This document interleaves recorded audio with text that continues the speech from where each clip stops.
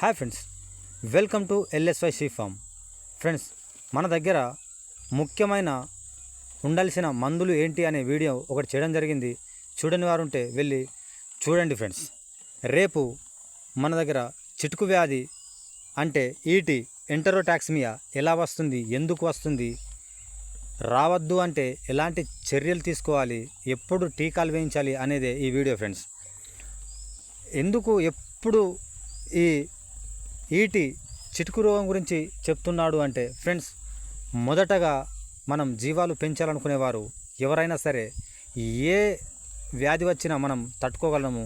మనం veterinary doctor దగ్గరికి వెళ్ళి మరియు మెడికల్కి వెళ్ళి మనము చికిత్స చేసుకునే వరకు జీవాలకు మనం ట్రీట్మెంట్ చేసే సమయం ఇస్తుంది. కానీ ఈ చిటుకు వ్యాధి అనేది సమయం లేదు ఫ్రెండ్స్. ఎందుకంటే చిటుకు వ్యాధి అంటే అది చిటికెలో జీవాలు చనిపోతాయి అని అర్థం.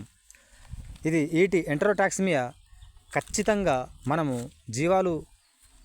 మేపి వచ్చి షెడ్లో తోలి మార్నింగ్ లేచే వరకు చాలా జీవాలు చనిపోతాయి.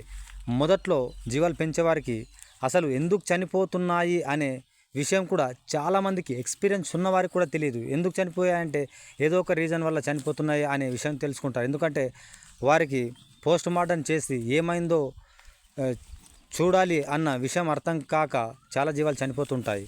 ఇప్పుడు నేను చెప్పేది అందుకే ఫ్రెండ్స్, ఎందుకంటే ఒక జీవం చనిపోతే ఎంత బాధగా ఉంటుంది, ఒక రైతుకి ఎంత నష్టం ఉంటుంది అనే విషయము నేను స్వయంగా చూశాను, అనుభవించాను. మరియు నేను అనుభవించిన దానికంటే చాలా చూశాను. ఎందుకు అంటే చాలా నష్టం ఉండకూడదు అని.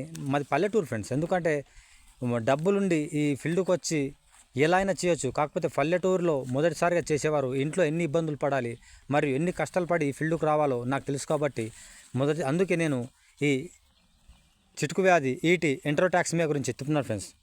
మనం మొదట తొలకరి వర్షాలు అనగా జూన్ స్టార్టింగ్లో పడే వర్షాలకు చాలా అప్పుడే భూమిలో నుండి పచ్చిక గడ్డి మొలుస్తుంది ఫ్రెండ్స్. అది చాలా ఇష్టంగా తింటాయి జీవాలు. అప్పుడు అది చాలా ఇష్టంగా తిన్నప్పుడు వాటి బాడీలో ఎక్సిలాన్ అనే విష పదార్థం ఫామ్ అయ్యి క్లాస్టోరిడియం అనే బ్యాక్టీరియా ఫామ్ అవుతుంది ఫ్రెండ్స్. దానివల్ల వీటికి చిటుకు రోగం అంటే ఈటి ఎంటరోటాక్సిమియా అనే వ్యాధి సంభవిస్తుంది. మనం అది రాకుండా ఉండాలి అంటే